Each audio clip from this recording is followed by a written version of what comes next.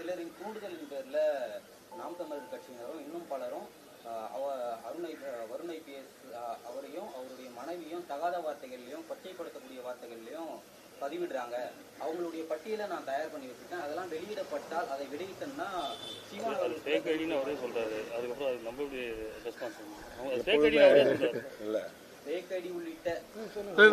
அண்ணனை பொறுத்தவரை எப்பொழுதுமே எல்லாத்தையும் சொன்னது வந்து நாகரிகமாக தான் கமெண்ட்ஸ் போடணும்ட்டு, யாரையுமே தூண்டி விட்டு நீ இப்படி கமெண்ட் போடுன்னு சொல்ல வேண்டிய அவசியம் நாம் தமிழர் கட்சிக்கோ அண்ணனுக்கோ யாருக்குமே கிடையாது. அப்படி ஒருவேளை போட்டிருந்தாங்கன்னா அவங்க நாம் தமிழர் கட்சியை சார்ந்தவர்கள் அல்ல. அது ஃபேக் ஐடின்னு நீங்களே சொல்றீங்க. ஃபேக் ஐடினா யாருன்னு கண்டுபிடிங்க. இது வந்து நாம் கைது செய்யப்படலாம் சொல்றாங்க. அதை நாங்க சட்ட ரீதியாக நாங்க சந்திச்சுக்கிறோம். நான் என்ன சொல்றேன், அதுவே டிஃபர்மேஷன் சொல்றேன். அவரோட இப்போ உங்களுக்கு நீங்க கேட்டு கேட் இஸ் அவுட் ஆஃப் புஷ்ன்னு வாங்க. இப்ப பூனைக்குட்டி வெளியே வந்துச்சா, அப்ப நாம் தமிழர் கைது செய்யப்படணும்ன்ற நிலைமைக்கு கொண்டு வந்து ஒரு ஐபிஎஸ் ஆபீசர் பேசுற அளவுக்கு அங்க சிக்கல் இருக்குன்றது நம்ம அப்படி ஒரு தோரணை உண்டு பண்ண முயற்சி பண்றாருன்னு தெரியுதுங்களா? அப்ப அதை ஒரு ஐபிஎஸ் அதிகாரி செய்ய வேண்டிய தேவை என்ன அப்படின்னு கேள்வி நான் ஒத்துக்கிறேங்க. அவரோட மனைவிய அவரோட குழந்தைய தவறா பேசியிருந்தா தவறு தாங்க. நான் பேசினாலும் யார் பேசியிருந்தாலும் எவர் பேசியிருந்தாலும் தவறு தான், நான் ஒத்துக்கிறேன், நான் மறுக்கவில்லை. இதே மாதிரி 100 புகார் திருச்சியில இருக்கு. அண்ணன் சீமான், நீங்க உங்க மனைவியை நேசிக்கிறீங்க, சட்டத்தை நம்புறீங்க, உங்க குழந்தைகளை நேசிக்கிறீங்க, நீதிமன்றத்தை நம்புறீங்க, நான் நடவடிக்கை எடுத்து அவங்களை விடவே மாட்டேன், அப்படியே விசாரணை பண்ணினே போவேன்.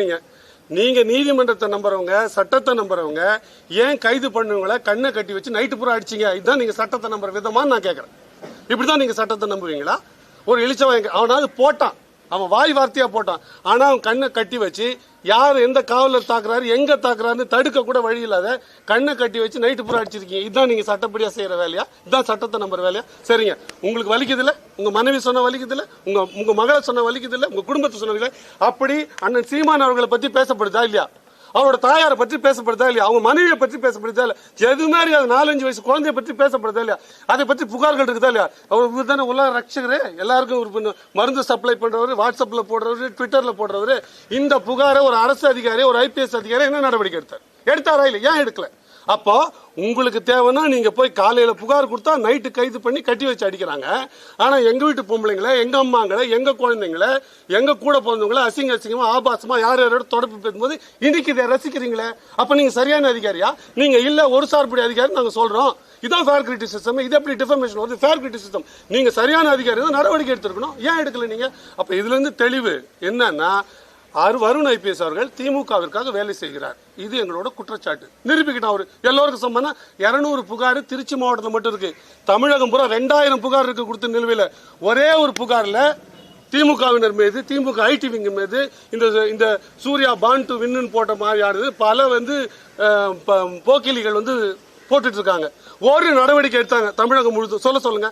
மானமுள்ள அரசு நான் ஒத்துக்கிறேன், மானமுள்ள அரசு நான் ஒத்துக்கிறேன். ஒரே ஒரு நடவடிக்கை எடுத்தாங்க சொல்லுங்க. ஏன் எடுக்கலைன்னா, இந்த காவல்துறையே அரசுக்கு தான் வேலை செய்யுது. அரசுக்குன்னு அரசாங்க நலன் நோக்கி இல்ல, அரசுல இருக்கிற அந்த அவங்களுக்கு வேண்டப்பட்ட ஆட்களுக்காக தான் வேலை செய்யுது. மக்கள் நலன் நோக்கி வேலை செய்யல.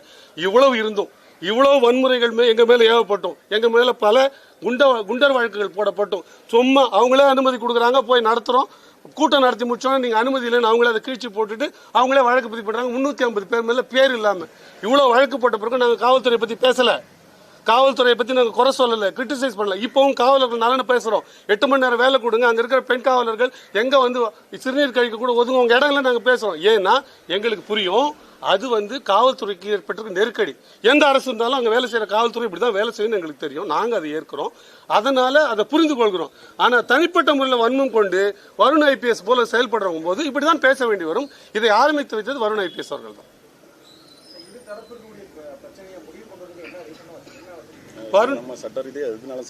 வருண் ஐபிஎஸ் அடக்கமா அமைதியா இருப்பது நல்லது.